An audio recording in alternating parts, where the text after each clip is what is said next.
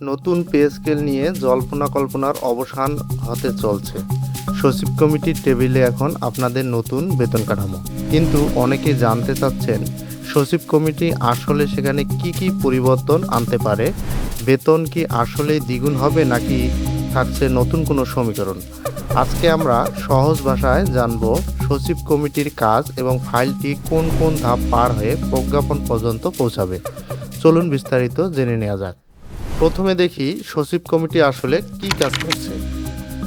Pay commission report জমা দেওয়ার পর এখন মূল দায়িত্ব পালন করছে সচিব কমিটি।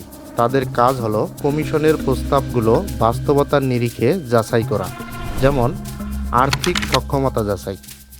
পে কমিশন হয়তো 20তম গ্রেডের বেতন 20,000 টাকা করার প্রস্তাব দিয়েছে। এখন সচিব কমিটি যাচাই করবে সরকারের বর্তমান বাজেটে এই বাড়তি খরচ বহন করার সক্ষমতা কতটুকু।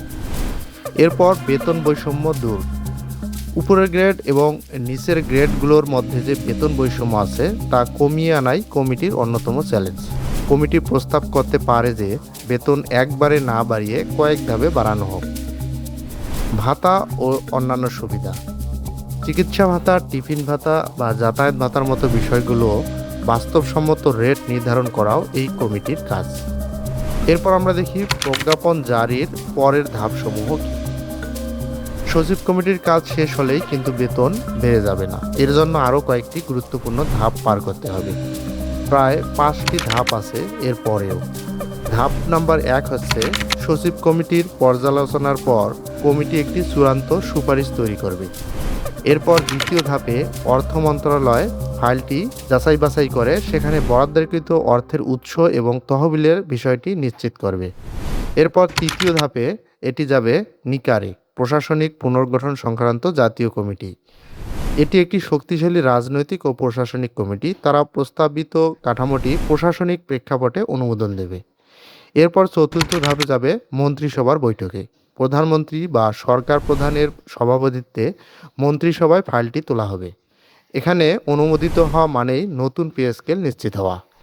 মন্ত্রিসভার অনুমোদনের পর ফাইলটি প্রধানমন্ত্রীর চূড়ান্ত স্বাক্ষরের জন্য যাবে। এরপর সরকারি গেজেট বা প্রজ্ঞাপন জারি করা হবে।